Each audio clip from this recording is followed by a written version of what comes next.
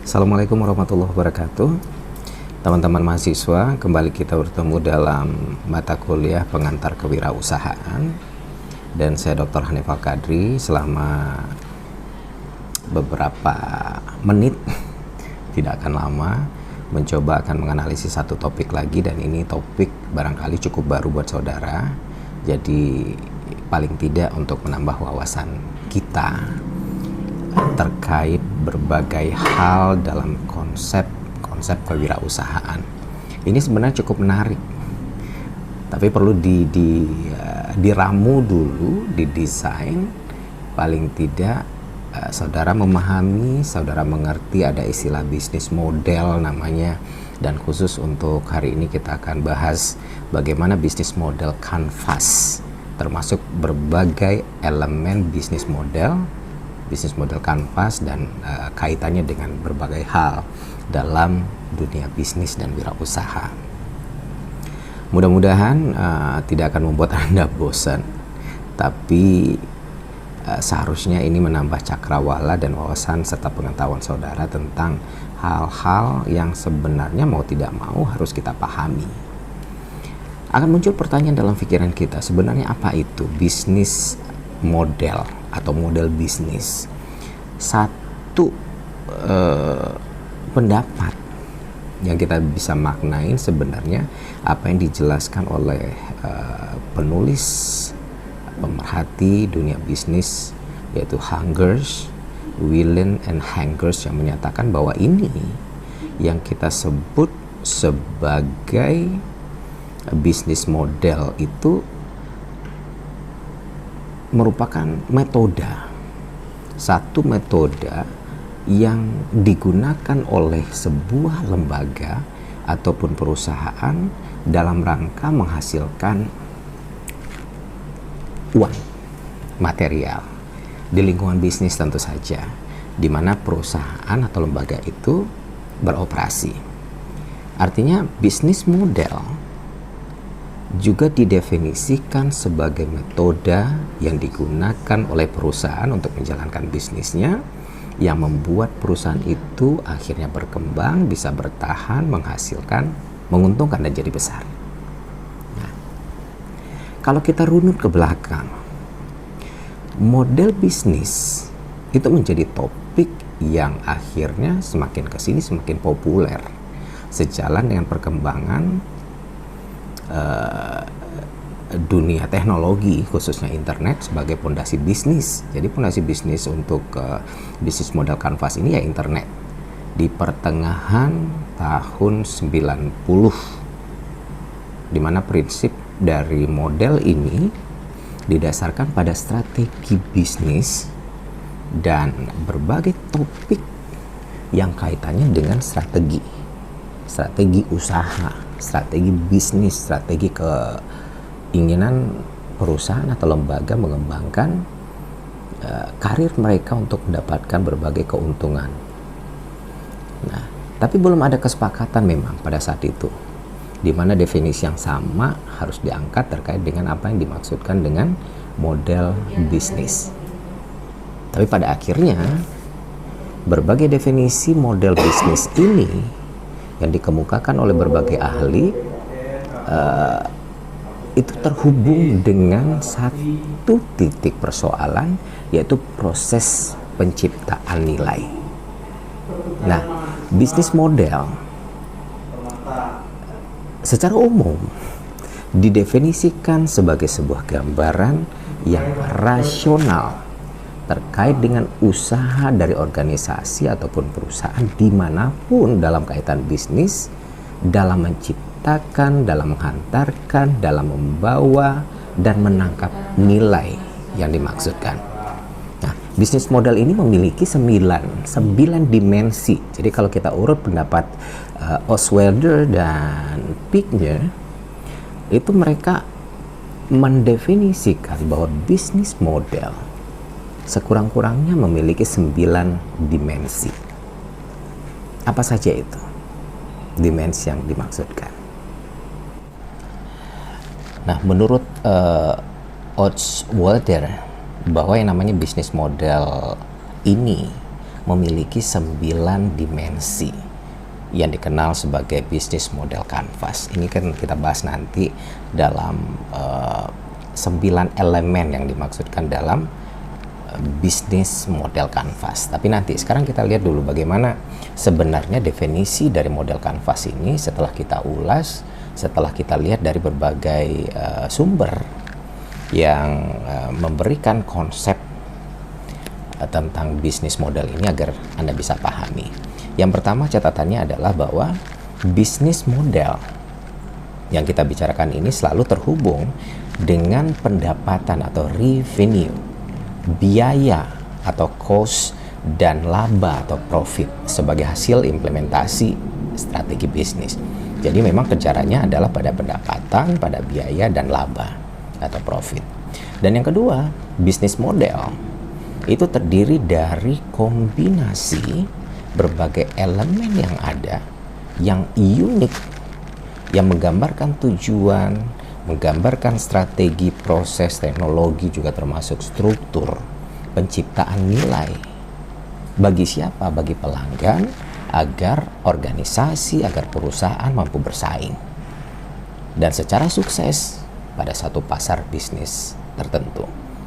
Nah, ketiga, konsep dari bisnis model itu adalah dia merupakan satu prototipe dari kesatuan proses dan perilaku bisnis organisasi atau perusahaan dimanapun, yang merupakan satu strategi bisnis atau kajian bisnis yang memiliki peluang sukses yang dapat dipertanggungjawabkan ketika diimplementasikan oleh perusahaan manapun. Yang keempat, bisnis model merupakan cara organisasi atau perusahaan dalam merencanakan untuk menghasilkan keuntungan berupa materi atau uang dalam jangka panjang. Jadi bukan dalam jangka pendek. Artinya apa? Bisnis model ini ya semacam strategi atau usaha dari organisasi atau perusahaan dimanapun untuk merangkul, mengumpulkan sebanyak-banyaknya keuntungan materi atau uang dalam jangka yang panjang. Dan yang kelima, konsepnya adalah bisnis model itu menggambarkan bagaimana bisnis diimplementasikan atau dilaksanakan dan cara organisasi atau perusahaan untuk menghasilkan uang dan keuntungan. Jadi memang prospek utamanya adalah keuntungan atau keuangan, namanya juga bisnis model. Jadi 5 konsep ini yang harus Anda pahami sehingga Anda bisa yakin ini masuk dalam kategori yang kita maksudkan sebagai bisnis model. Nah, beberapa keperluan dari model bisnis ini adalah yang pertama, terkait dengan komponen-komponennya. Model bisnis akan memudahkan para perencana mengambil kebijakan, mengambil berbagai keputusan di perusahaan ketika melihat hubungan logis antara komponen-komponen dalam bisnisnya, sehingga dapat dihasilkan yang namanya nilai bagi konsumen dan juga nilai bagi perusahaan. Nah, bila ternyata konsumen lebih memilih pesaing dibandingkan dengan produk yang kita tawarkan, perusahaan perlu rasanya untuk melihat kembali target pasar. Berarti ada yang salah ini. Berarti dia perlu kembali, perusahaan kita perlu melihat kembali dari target pasar, apakah termasuk juga kebutuhan dan proposisi nilai saat ini dibandingkan dengan apa yang dipilih dan dilakukan oleh saing kita. Berarti ada sesuatu. Nah, hal ini kaitannya apa? Dengan sumber daya yang dimiliki serta kegiatan-kegiatan yang kita laksanakan. Jadi harus ada review kembali ketika para konsumen kita lebih memilih produk pesaing. Model bisnis dapat dipakai oleh perusahaan ataupun lembaga manapun atau organisasi untuk membantu mereka menguji konsistensi hubungan antar komponennya. Sebagai contoh gini untuk memahaminya, kalau sebuah restoran menawarkan sebuah makanan yang lezat misalnya, yang disajikan secara berkelas dengan harga yang tinggi pada segmen pasar tertentu. Ingat, satu makanan yang lezat, yang berkelas, dan segmentednya adalah pasar tertentu. Nah, harus dilihat siapa juru masaknya, seberapa canggih dia, seberapa hebat dia, dan seberapa terlatihnya para pramusaji yang akan melayani konsumen.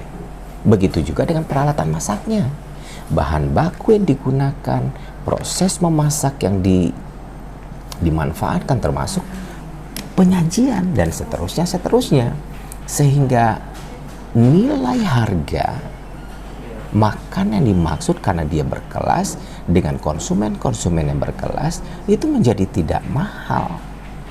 Tapi ketika bagian-bagian yang disebutkan tadi, proses penyajiannya biasa, alat masaknya biasa, digunakan melalui proses yang biasa, maka untuk segmen pasar yang kita maksudkan itu kelasnya jadi turun, sehingga dianggap mahal. Karena memang kita seringkali menemukan pergi ke satu restoran, pergi ke sebuah hotel, makanan yang kita biasa makan, tapi ketika disajikan dengan kelas yang berbeda, itu nilainya dan harganya bisa berlipat-lipat dan buat kita menjadi tidak mahal. Kenapa? Karena ada sentuhan-sentuhan lain yang kita maksudkan tadi. Nah, itu model bisnis ini yang disebut uji konsistensi antar komponen, hubungan antar komponen yang ada. Jadi bersinergi dia. Dan yang ketiga, dari keperluan model bisnis ini adalah model bisnis digunakan untuk membantu kita, membantu perusahaan atau organisasi menguji pasar sekaligus asumsi yang digunakan ketika mengembangkan bisnis yang dimaksudkan. Nah, sebagai contoh misalnya di industri fotografi ada asumsi di dunia fotografi ini bahwa setiap kali habis mengabdikan satu momen, konsumen pasti akan mencetak fotonya. Ternyata asumsi ini sama sekali tidak benar. Dengan datangnya teknologi digital, konsumen menyimpan hasil jepretannya untuk konsumsi pribadi, bahkan ditampilkan di berbagai media sosial yang mereka punya, seperti di Facebook, kemudian di-share lewat IG, WhatsApp, dan segala macam dengan teman-teman atau dengan koleganya, atau mencetak pribadi dengan printer warna ketika memang dibutuhkan. Hal ini apa? Didukung oleh harga printer, harga tinta, dan kertasnya yang semakin hari semakin murah.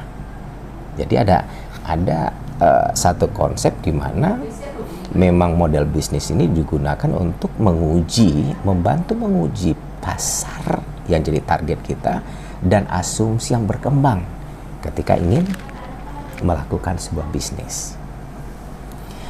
Yang keempat, model bisnis itu dapat digunakan dalam rangka menunjukkan seberapa radikalnya satu perubahan yang dilakukan dan termasuk konsekuensi yang akan diterima. Dengan berjalannya waktu, model bisnis pelan tapi pasti akan berubah. Karena mustahil ketika ada indikasi perubahan yang bisnis kita juga tidak ikut beradaptasi dengan perubahan itu. Teman-teman mahasiswa, perlu saya jelaskan kembali bahwa model bisnis yang keempat tadi itu digunakan, memang dimanfaatkan oleh perusahaan atau lembaga sekaligus untuk menunjukkan seberapa radikal suatu perubahan yang dilakukan oleh lembaga atau perusahaan tersebut, termasuk berbagai konsekuensi yang mereka terima. Artinya gini, dengan berjalannya waktu, model bisnis ini pasti akan berubah. Baik karena inisiatif internal perusahaan atau lembaga, maupun karena tekanan akibat perubahan dari luar, sehingga mau tidak mau akan ikut berubah.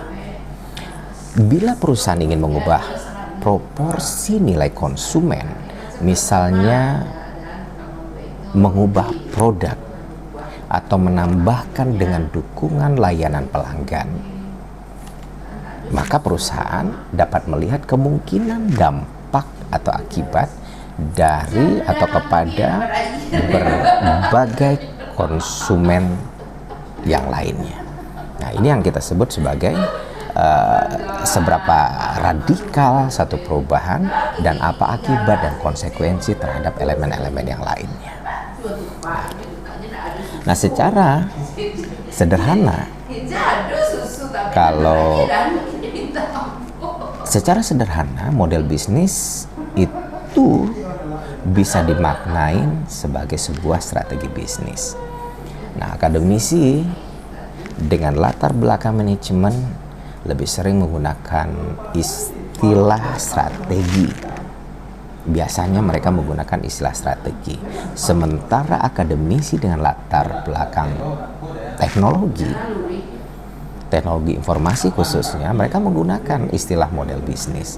Jadi model bisnis ya strategi bisnis. Nah, gitulah paling tidak, karena ada dua konsep berpikir dari akademisi dengan latar belakang manajemen dan akademisi dengan latar belakang teknologi informasi.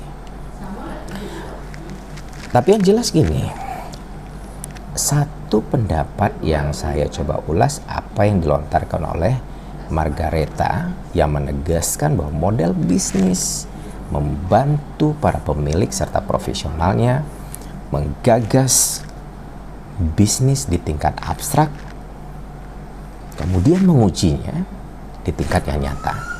Jadi dia gagas dalam konsep yang masih sangat abstrak, kemudian diuji di tingkat nyata. Dan setelah itu, strategi bisnis ini disusun untuk membuat perusahaan berbeda secara strategis terhadap para pesaingnya. Jadi model bisnis terlebih dulu dirancang oleh lembaga atau organisasi, barulah kemudian disusun strategi bisnisnya. Nah, begitu yang dijelaskan oleh Margaretha. Jadi tidak murni sekedar strategi, tapi dirancang dulu baru strategi yang kita sebut sebagai bisnis. Model bisnis itu disusun. Nah, dengan demikian model bisnis tidak sama dengan strategi bisnis. Nah, di sini yang agak simpang siur. Jadi memang meskipun ada paradigma seperti yang tadi akibat latar belakang akademisi yang fokusnya adalah manajemen, sehingga menganggap model bisnis ini sebagai strategi, sementara yang latar belakangnya adalah teknologi informasi, dia menggunakan istilah model bisnis. Ternyata menurut Margaretha nggak murni begitu, tidak sama malah. Artinya antara model bisnis tidak sama dengan strategi bisnis. Definisi model bisnis dapat dipilah menurut Margaretha ini dalam 3 kelompok. Model bisnis sebagai metode atau cara, model bisnis dilihat dari komponen atau elemen, dan yang ketiga adalah model bisnis sebagai strategi bisnis. Kita bahas lebih lanjut dengan apa yang dijelaskan oleh Margaretha ini, bahwa ternyata memang tidak sama antara definisi yang disampaikan terkait dengan model bisnis dengan strategi. Bahwa model bisnis ya bukan strategi. Nah, itu yang digarisbawahi, tidak sama dengan strategi bisnis. Dan definisi model bisnis dapat dipilah tadi yang saya jelaskan dalam 3 kelompok menurut Margaretha. Yang pertama adalah kaitannya dengan metode atau cara, yang kedua model bisnis dilihat dari elemen atau berbagai komponen yang menyertainya, dan model bisnis sebagai strategis bisnis yang ketiga. Nah, model bisnis sebagai metode misalnya atau cara yang digunakan oleh perusahaan atau lembaga untuk menghasilkan uang atau berbagai keuntungan di lingkungan bisnis di mana perusahaan beroperasi. Nah, ini yang menjadi dasar bisnis sebagai metode atau cara. karena rangkaiannya adalah untuk menghasilkan uang atau keuntungan. Sedangkan model bisnis sebagai komponen, misalnya bahwa model bisnis terdiri dari kelompok produk, manfaat dan pendapatan atau konsumen, termasuk aset, pengetahuan, dan juga konten, struktur, dan berbagai hal lainnya. Nah, di samping itu model bisnis sebagai strategi bisnis itu dimaknain sebagai gambaran hubungan antara berbagai keunggulan dan sumber daya yang dimiliki oleh perusahaan, serta kegiatan-kegiatan yang dilakukan oleh perusahaan dalam mengakuisisi serta menciptakan nilai yang membuat perusahaan akhirnya mampu menghasilkan laba yang lebih besar. Nah, komponen model bisnis itu apa saja? Yang pertama adalah who is serve, artinya adalah siapa yang dilayani. Yang kedua, what is provide, apa yang ditawarkan. Dan yang ketiga, how out provide its product, bagaimana menghasilkan produk. Dan yang keempat, how it's create money or profit, bagaimana cara menghasilkan uang atau laba, bagaimana membedakan dirinya secara strategis terhadap pesaing, how it differentiate itself from its competitor. Nah, itu yang menjadi komponen bisnis. Siapa yang dilayani, apa yang ditawarkan, bagaimana menghasilkan produk, bagaimana cara menghasilkan uang atau laba. Nah, ini konsep ini yang kita sepakati sebagai komponen utama dari model bisnis. Jadi ketika ini yang mau dirangkul, minimal ada 4 hal yang harus Anda pikirkan sebagai pebisnis atau sebagai lembaga atau sebagai perusahaan. Lagi-lagi saya ulangi, siapa yang dilayani, apa yang ditawarkan, bagaimana menghasilkan produk, bagaimana menghasilkan uang atau laba. Baik, sekarang kita coba bahas sesuai dengan topik kita di awal tadi. Bisnis model kanvas. Apalagi ini? Kalau tadi kita sudah jelaskan kaitan dengan analisis tentang bisnis model atau model bisnis. Nah, tujuan utama kita adalah untuk merangkainya agar Anda memiliki wawasan terkait dengan bisnis model kanvas. Apa itu? BMC. Singkatannya bisnis model kanvas. Ini adalah satu kerangka kerja yang dikenal banyak sekali oleh perusahaan atau lembaga manapun, lembaga bisnis, untuk mendefinisikan model bisnis startup. Ya, kekinian lah maksudnya. Dan desain utamanya ya teknologi. Bisnis model kanvas disusun dengan tujuan untuk menjelaskan, kemudian menilai, memvisualisasikan, serta mengubah model bisnis sehingga kinerja yang dihasilkan oleh startup lebih maksimal. Dan model bisnis ini bisa diterapkan oleh semua jenis startup tanpa terbatas atau tanpa bisa dibatasi oleh sektor usaha apapun. Jadi apapun sektor yang memang menjadi inspirasi Anda, menjadi passion Anda, jadi kawan Anda, bisa dikembangkan melalui bisnis model kanvas yang kita maksudkan. Karena model bisnis ini bisa diterapkan oleh Anda atau lembaga atau perusahaan untuk semua jenis startup yang ada. Bisnis model kanvas, seperti yang kita bahas tadi, pada bagian tertentu dia menjadi strategi dalam manajemen. Begitu juga dengan model kanvas. Bisnis model kanvas juga adalah sebuah strategi dalam manajemen berupa visual chart yang terdiri dari 9 elemen. Nanti kita akan bahas elemen apa saja yang 9 itu. Yang jelas model bisnis ini pertama kali yang harus Anda pahami adalah yang saudara pahami. Pertama kali model bisnis ini diperkenalkan oleh Alexander Osterwalder dalam bukunya. Jadi silakan di googling, nanti bisa ketemu dengan bukunya Business Model generation. Ini memang model bisnis generasi terkini, nama juga startup. Dalam buku tersebut di mana Alexander mencoba menjelaskan sebuah framework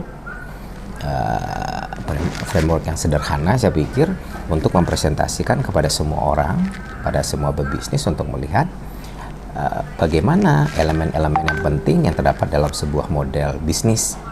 Dan jika dilihat sepintas, sebenarnya alur dari model bisnis kanvas ini terlihat cukup sederhana. Meskipun tidak sesederhana yang kita bayangkan dalam pelaksanaannya. Secara garis besar lah, alur ini mengalir dari satu elemen bisnis menuju elemen penting berikutnya. Nah, 9 elemen yang dimaksudkan dalam bisnis model kanvas ini akan kita coba ulas satu persatu. Jadi ke-9 elemen inilah yang harus difikirkan, yang kita anggap sebenarnya menjadi tidak sederhana, walaupun dalam konsep frameworknya ini dia menjelaskan begitu sederhananya.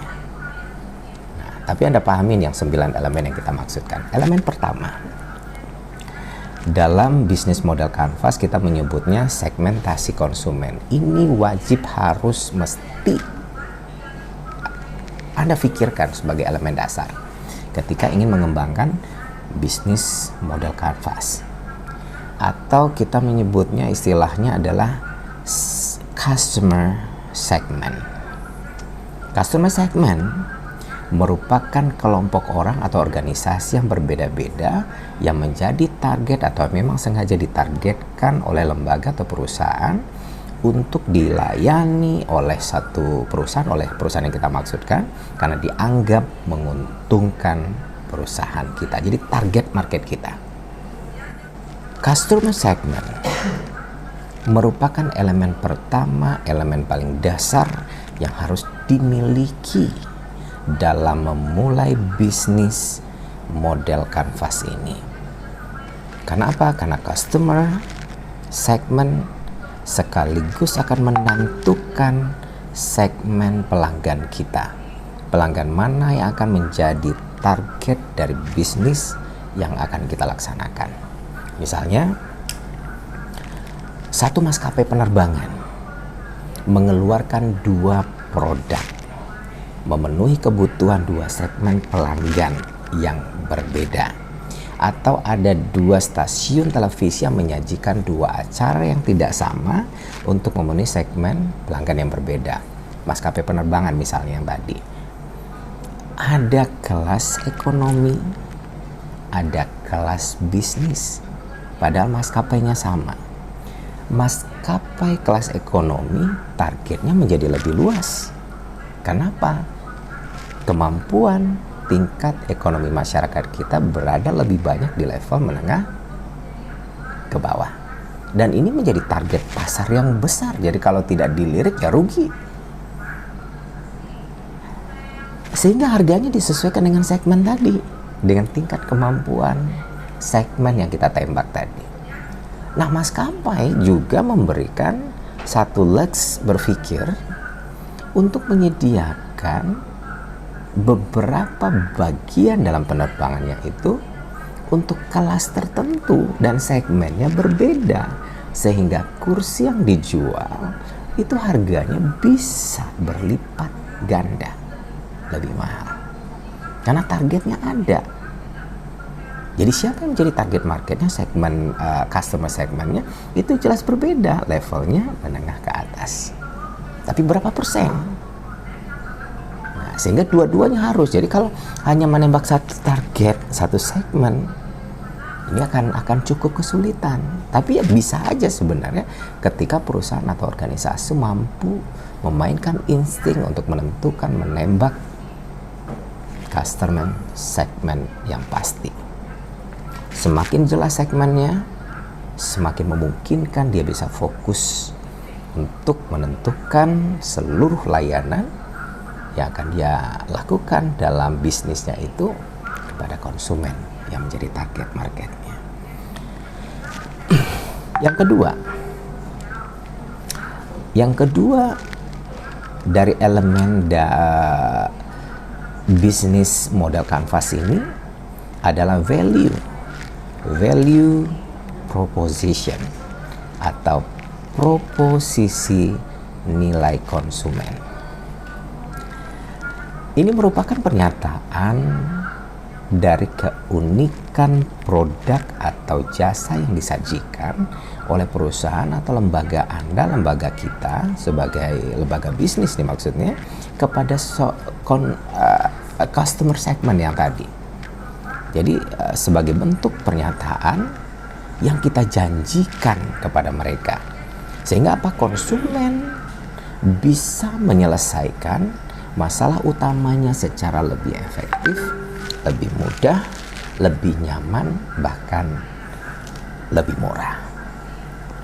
Ini sebenarnya adalah sekat yang merupakan keunggulan dari produk. Apa saja sesungguhnya poin-poin yang dapat mendatangkan manfaat yang ditawarkan perusahaan bagi customer segmentnya. Hal ini menjadi kesempatan sebenarnya buat Anda, buat kita untuk menjabarkan kekuatan-kekuatan yang kita miliki, berbagai keunggulan yang kita miliki, perusahaan yang kita miliki, untuk membedakan bisnis kita dengan bisnis sejenis yang merupakan kompetitor.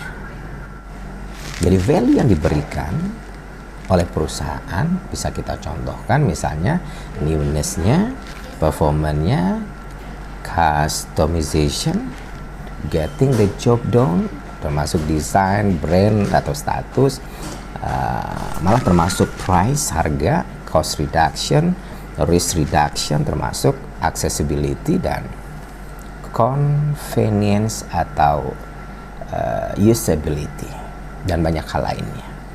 Nah, ini yang kita sebut sebagai elemen kedua, value proposition atau proposisi nilai konsumen.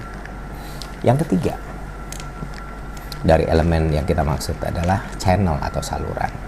Channel merupakan bagaimana kita mengkomunikasikan, kita sebagai perusahaan atau organisasi mengkomunikasikan bagaimana kita mengantarkan, bagaimana berinteraksi dengan siapa? Dengan konsumen, dengan customer segment yang tadi kita bicarakan dalam menyampaikan value proposition produk atau kepada konsumen. Jadi ada kaitan antara elemen 1, 2 dengan elemen yang kita sebut channel. Jadi channel ini dimanfaatkan untuk mengkomunikasikan dengan customer segment tadi yang sudah kita pilih dan kita tentukan untuk menyampaikan apa? Menyampaikan value proposition tadi terhadap produk atau jasa yang kita miliki kepada konsumen ini. Nah, melalui penggunaan channel yang tepat. Jadi hati-hati kalau penggunaan atau pemilihan channel yang tidak tepat, kita bisa menyampaikan value tadi, value proposition tadi kepada customer segment dengan tepat pula. Jadi kalau nggak tepat, otomatis value yang kita sampaikan, value proposition tadi nggak akan nyampe kepada consumer. Nah, ini menjadi problem. Jadi yang harus kita pikirkan adalah sekarang bagaimana channel yang ingin kita manfaatkan, yang kita gunakan dengan baik harus tepat.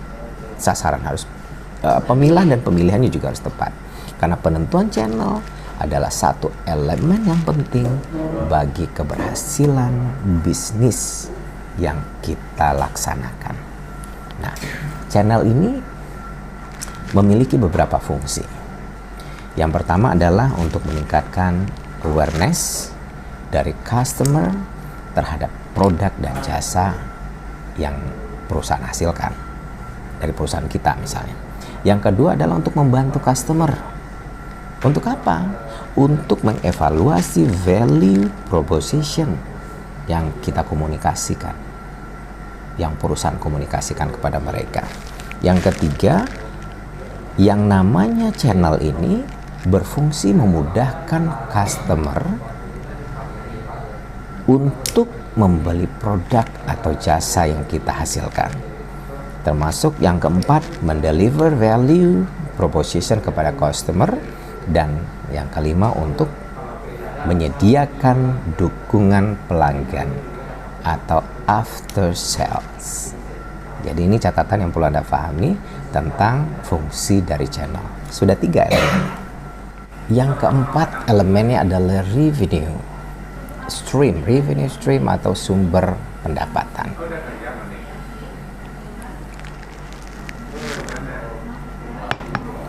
Ini merupakan bagian yang paling vital, saya pikir.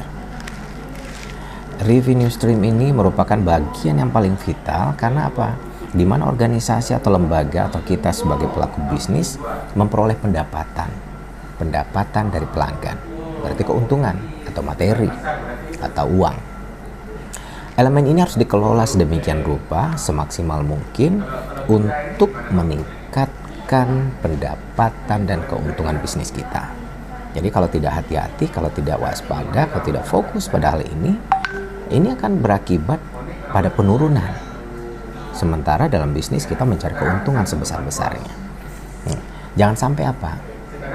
Jangan sampai bahan baku, produk, ataupun kinerja yang tidak dimanfaatkan atau ada yang tidak dimanfaatkan secara maksimal.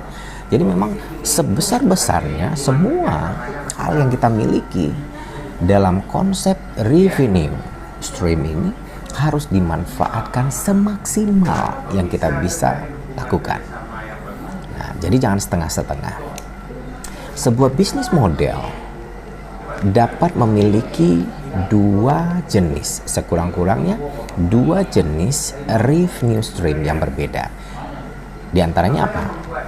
Yang pertama, ada kemungkinan, jadi yang revenue stream ini ada 3, tapi sekurang-kurangnya yang bisnis model bisa memiliki 2 jenis di antara 3 ini. Yang pertama adalah revenue transaksi. Revenue transaksi ini dihasilkan dari one time customer payment. Yang kedua, revenue berulang. Revenue berulang ini dihasilkan dari pembayaran terus-menerus yang dilakukan oleh customer sebagai sebuah value proposition after sales atau after sales customer support. Dan yang ketiga, beberapa cara untuk menghasilkan revenue stream ini adalah melalui asset sale, usage fee, atau subscription fee. Bisa juga dari lending, istilahnya renting, listing, licensing. Nanti silakan Anda googling istilahnya. Lending, renting, leasing, licensing, atau advertising.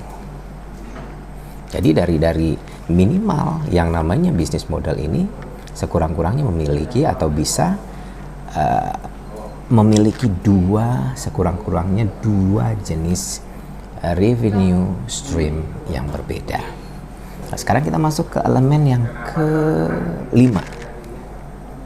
Elemen yang kelima adalah sumber daya atau key resource. Nah, jadi hampir semuanya menjadi satu titik sentral yang memang kita harus fokus memperhatikannya.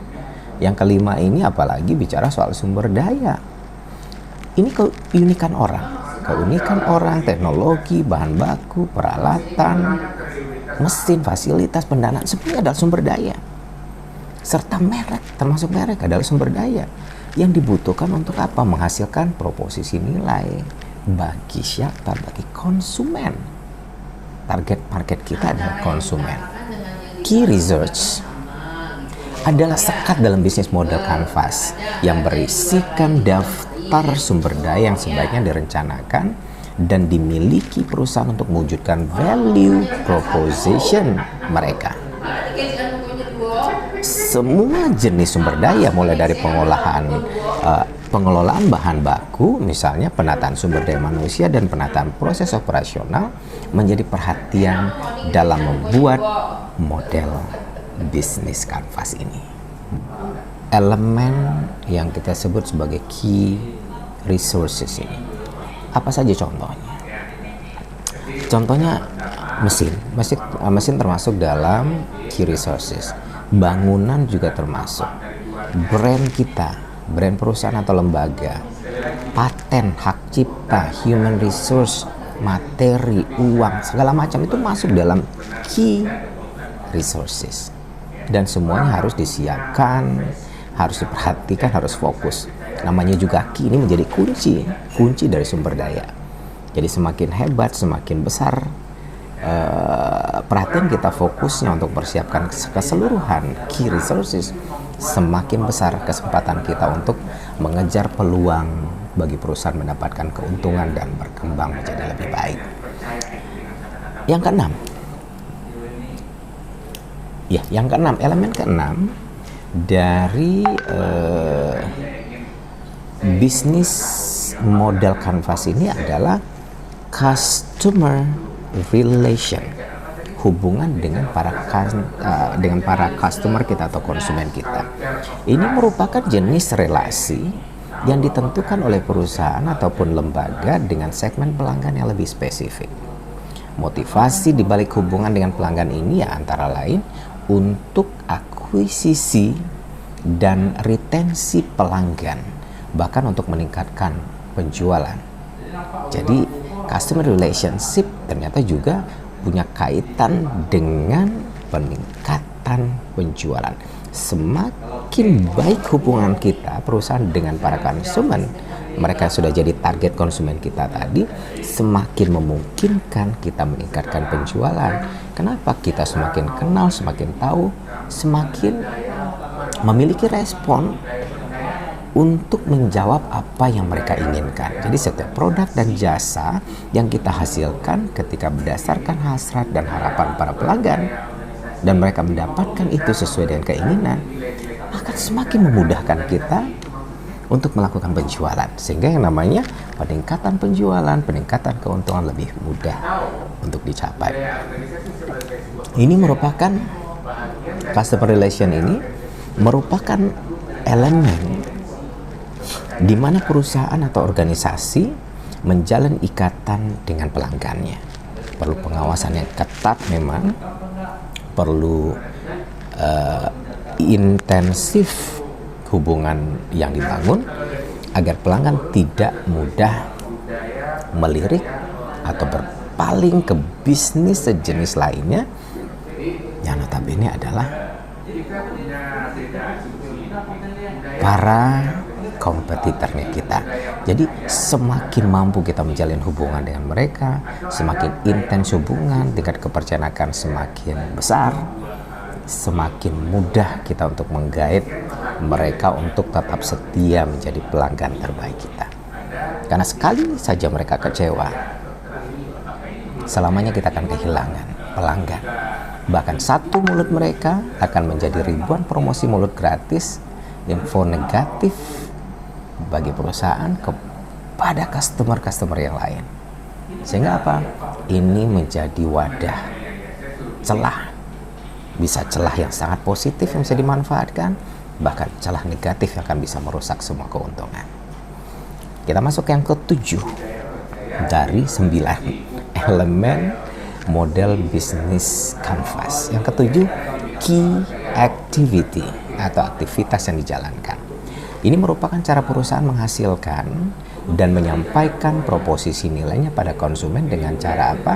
Dengan cara terjamin kelangsungannya untuk lebih mudah melakukan pengelolaan dan dapat dilakukan replikasi. Yang jelas gini, key activity adalah semua aktivitas yang kita lakukan, yang kita miliki yang berhubungan dengan produktivitas. Produktivitas bisnis yang berkaitan dengan produk, di mana kegiatan utamanya adalah menghasilkan proposisi nilai. Contoh, key activity contohnya adalah perusahaan konsultan memiliki problem solving sebagai key activity-nya. Jadi contohnya key activity ini adalah di mana perusahaan konsultan memiliki problem solving sebagai key activity-nya. Dan untuk manufaktur termasuk supply change management adalah salah satu dari key activity yang dimaksudkan. Ya mudah-mudahan Anda bisa paham apa yang saya maksudkan. Tapi kalau tidak mau menjadikan pembanding, coba di googling, coba cari sumber lain untuk memanai kata-kata baru yang barangkali di kuping saudara ini menjadi satu hal, ini apa ini? Jadi satu hal yang baru. Tapi bagaimanapun ketika ingin masuk ke konteks bisnis, ke konteks wirausaha sebenarnya, kita harus tahu banyak tentang hal-hal yang sebenarnya selama ini tidak familiar di pendengaran kita. Dan kita masuk ke elemen ke-6. A, B, C, D, E, F, G. Tadi 7 ya, 8. Sorry. Elemen yang ke-8, key partnership. Apalagi nih?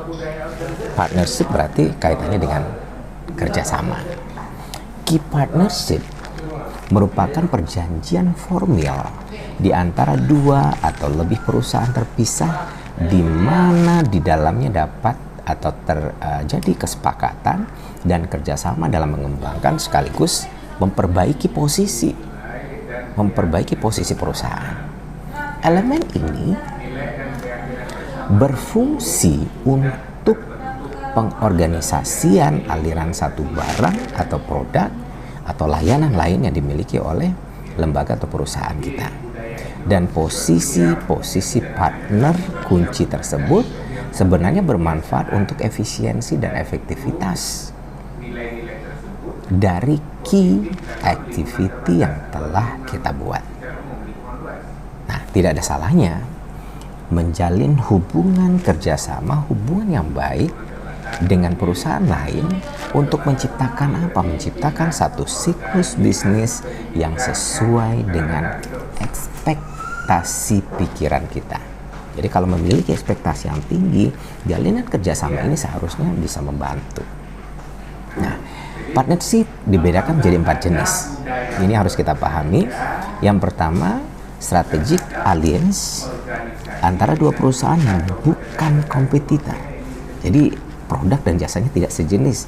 Artinya mereka berkesinambungan melakukan kerjasama, tapi produk dan jasanya berbeda. Kalau sama itu menjadi kompetitor. Yang kedua namanya cooperation, strategic partnership antara kompetitor. Jadi Anda bisa melakukan partnership dengan perusahaan lain yang sejenis. Yang ketiga bentuknya adalah joint ventures untuk membangun bisnis baru, maka ini yang partnership yang harus dibangun.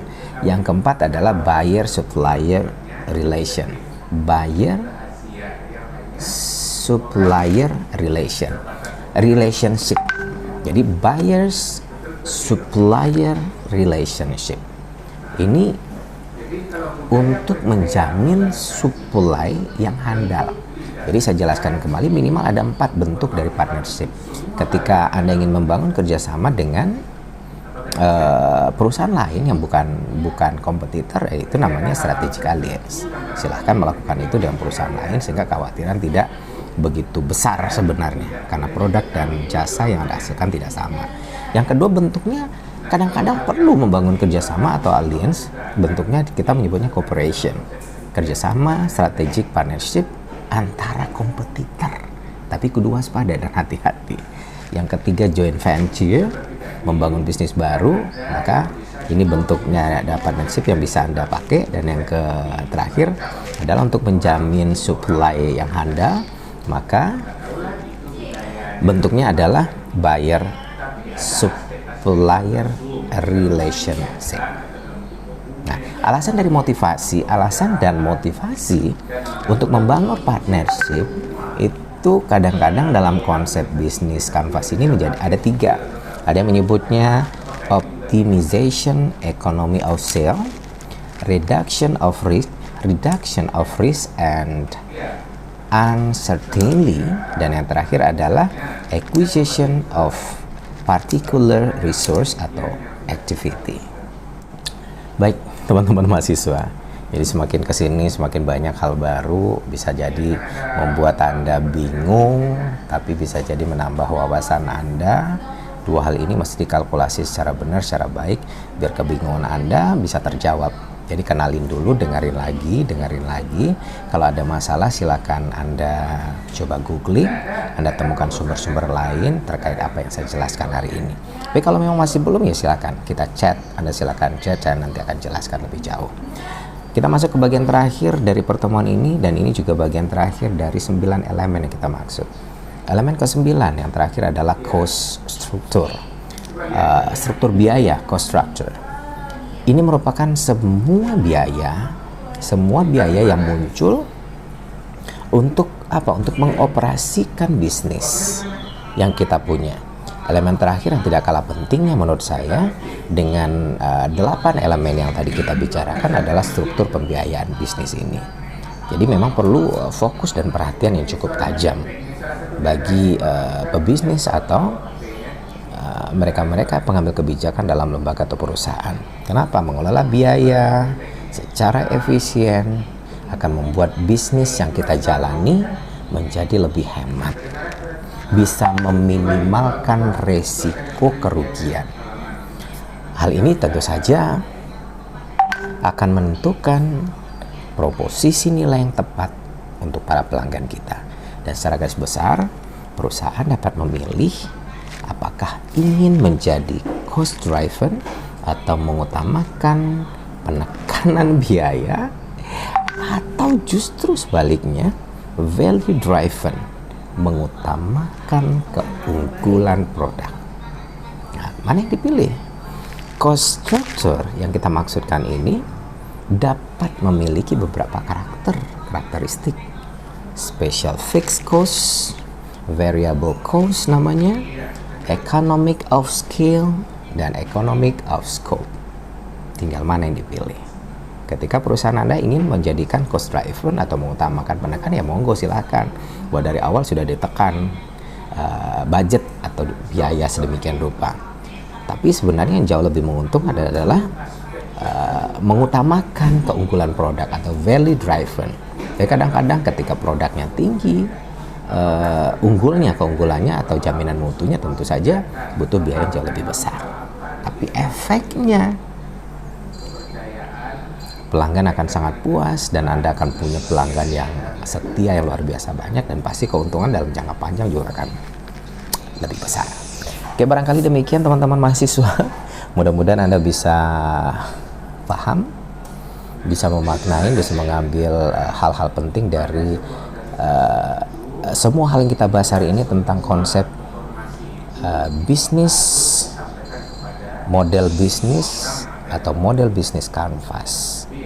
Meski baru, meski terdengar sesuatu yang cukup asik di pendengaran Anda, tapi paling tidak sebagai orang yang siap masuk ke area bisnis, ini menjadi satu hal atau nilai tambah yang mesti Anda pikirkan, apalagi terkait dengan bisnis startup yang akan dibangun. Karena kedepannya sekarang yang lagi berkembang memang bisnis startup, mau tidak mau akan bersentuhan dengan bisnis model kanvas ini.